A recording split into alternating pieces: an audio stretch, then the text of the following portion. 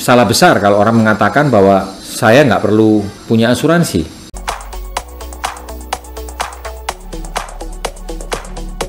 Oh Benro, ini rasanya udah salju ibrek, ya Allah. Kon desa. Oke, I love you full.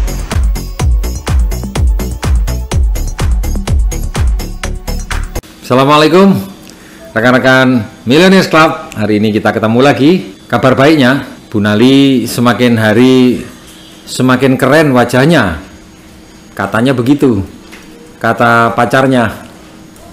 Ditanya sama si Romli, kamu bisa wajahmu keren gitu, itu kamu pakai apa itu? Pakai sampo apa? Sampo Sony. Kalau sabun ya, sabun Sony juga.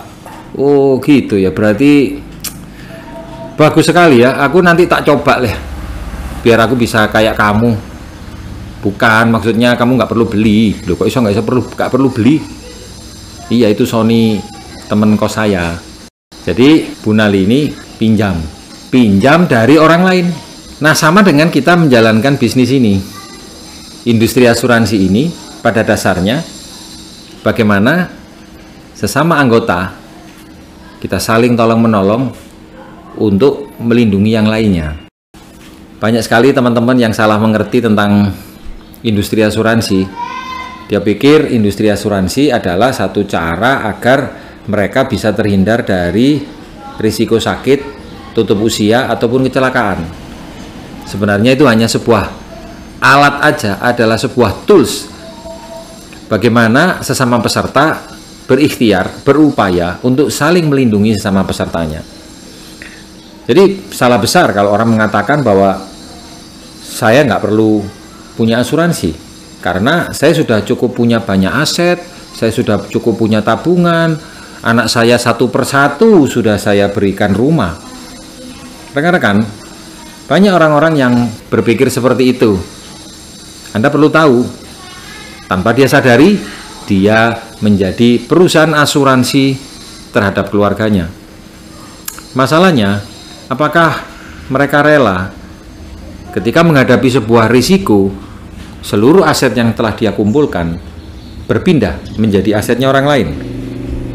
Banyak orang yang hanya ngomong aja bahwa saya nggak masalah, tapi ketika ada orang lain atau tetangganya datang ke rumahnya untuk pinjam uang saja, dalam keadaan dia masih sehat, pinjam uangnya pun juga nggak terlalu besar-besar banget, itu pun muncul alasan yang bermacam ragam.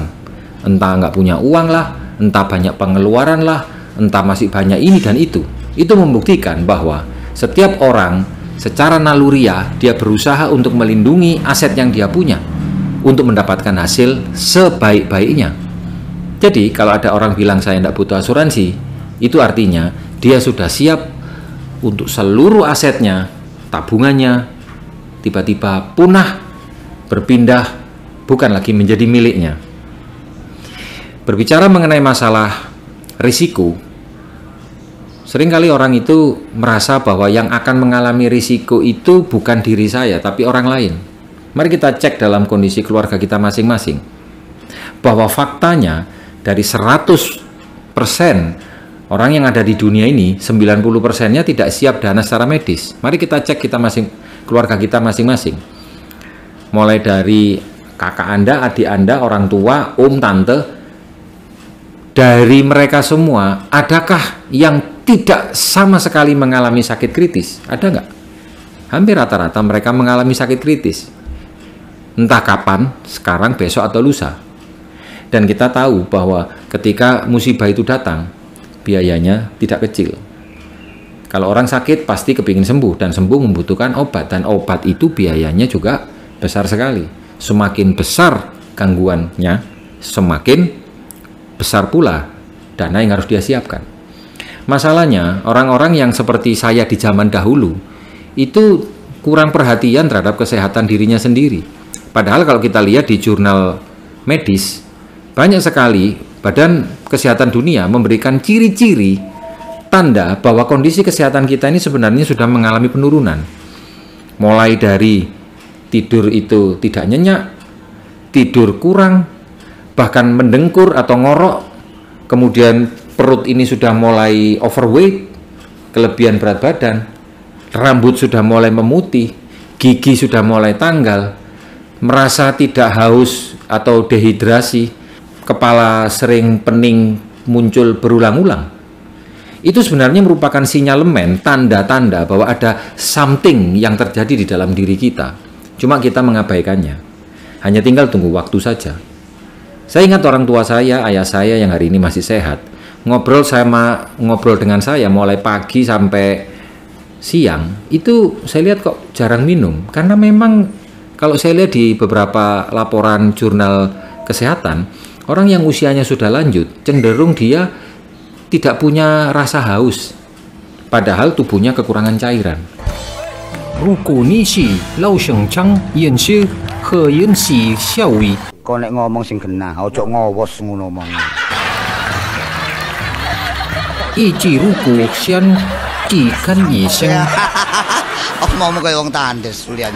Hari ini saya tidak sedang promosi produk nutrisi herbal, tetapi kita berbicara tentang ketika tubuh kita ini metabolisme berjalan tidak sempurna dan kita kekurangan nutrisi, maka wajar kondisi fisik kita akan mengalami penurunan dan penyusutan, dan disitulah mulai munculnya sakit.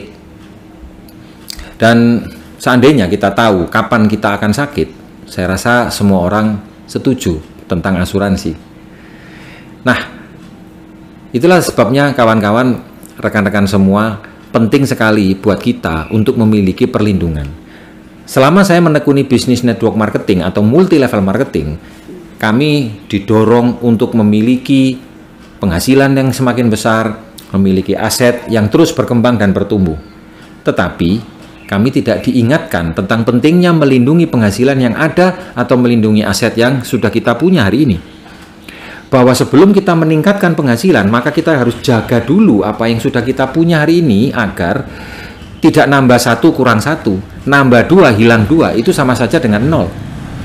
Nah, asuransi ini merupakan satu strategi yang sangat jitu sebagai sebuah teknologi untuk mengunci risiko.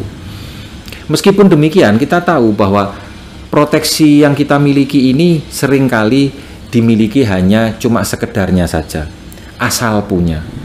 Padahal kalau kita sekarang bepergian ke luar kota atau ke luar negeri, kita selalu membawa bekal, bawa koper isinya baju. Rupanya baju sebagai pelindung tubuh kita ini macam-macam. Ada baju kerja, baju santai, baju pesta, berbeda-beda.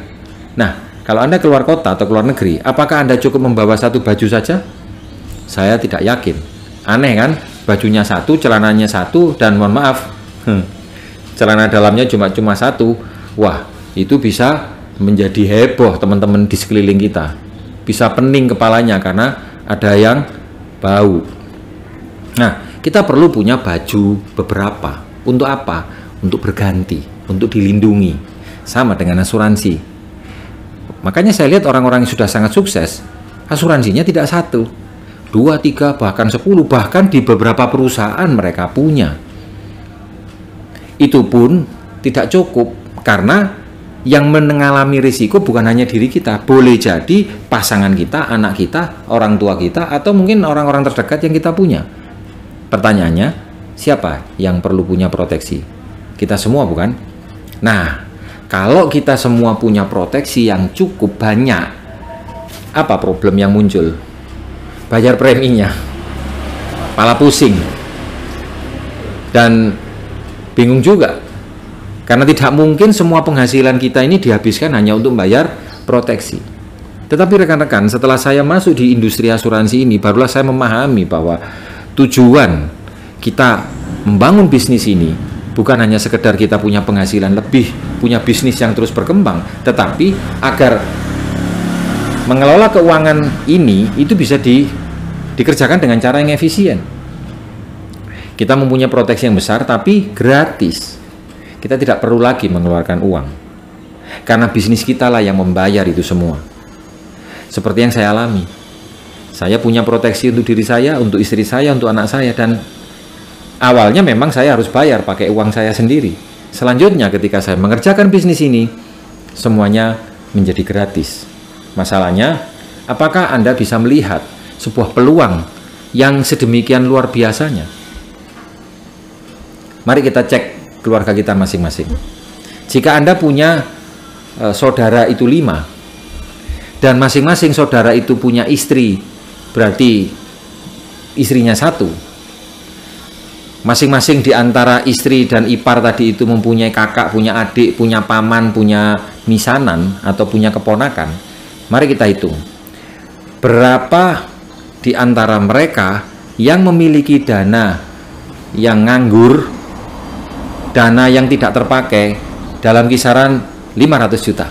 Nggak usah angka yang besar-besar, 500 juta saja. Berapa orang? Mana yang lebih banyak? Keluarga kita yang memiliki dana nganggur 500 juta atau yang tidak memiliki dana nganggur 500 juta? Mana yang lebih banyak? Kebanyakan mereka banyak tidak siap dananya. Nah, kalau misalkan setiap dari kita punya 10 orang saja yang mereka ini tidak punya dana cadangan darurat, bukankah itu merupakan sebuah peluang yang mana kita bisa bantu mereka? Nah, berbicara mengenai masalah membantu mereka, banyak orang berpikir bahwa agen asuransi mengajak nasabah untuk memiliki proteksi untuk mencari komisi. Itu salah besar. Kenapa salah besar? Karena komisi yang diterima nilainya lebih kecil daripada manfaat yang dijanjikan dan digaransi oleh nasabah itu sendiri. Saya ambil contoh. Jika ada seorang nasabah usianya 25 tahun memiliki proteksi dari Allianz sebesar 1 juta, maksudnya preminya 1 juta per bulan, dia bisa mendapatkan garansi sakit kritis 1 miliar, tutup usianya 1 miliar. Berarti dia dapat 2 miliar. 1 juta komisi yang diterima oleh agen tidak lebih dari 300.000 per bulannya. Jadi salah besar kalau kita mempunyai motivasi yang tinggi agar mereka mempunyai proteksi, agar kami mendapatkan untung. Yang benar adalah mereka mendapatkan perlindungan bagi keluarganya, mereka mendapatkan ketenangan. Adapun kita sebagai para pelaku bisnis ini sangat wajar mendapatkan sebuah kompensasi dari Allianz, dari perusahaan yang memang merasa perlu untuk menjaga para agen-agennya untuk terus-menerus membagikan kabar gembira ini kepada siapapun, kapanpun dan dimanapun.